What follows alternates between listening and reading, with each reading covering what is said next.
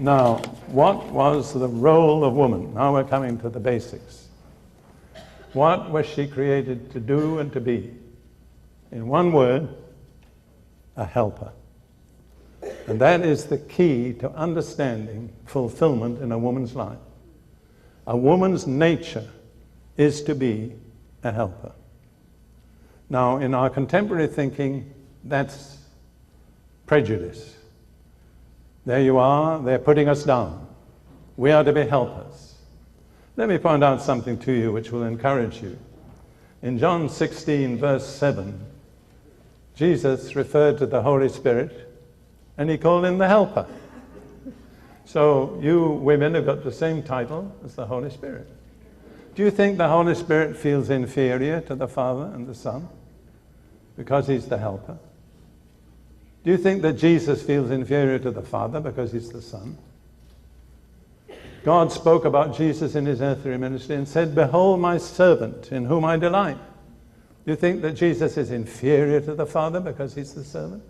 You see, we've got this totally wrong mindset, which is the root of many of our problems, that it's inferior to be a servant. That's not true. It's not. Jesus is the servant of the Father. The Holy Spirit is the servant of the Father and the Son. What matters is to find your particular place and fill it. And don't argue with God.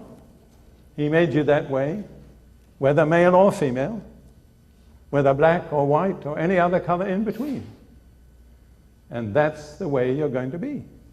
So you might as well learn to make the best of it, not fight it, not argue about it. I have a dear friend, a brother in the Lord, who was born a Muslim in Algeria, had a dramatic personal encounter with Jesus, and has become a committed believer in Jesus. Well, because of his Muslim background, he began to argue with God about the way God had chosen the Jews and the privileges that appeared to be granted to the Jewish people, and why should they, and why should they, and why should they? And eventually God spoke to him and said, "Ali," that isn't his name, but "Ali, your problem is not with the Jews, it's with me." And I say to you ladies, your problem is not with men, it's with God. And he's not going to change. He's sovereign. You can argue with him, plead with him, get angry with him, but he is not going to change. Thank God, because he's perfect.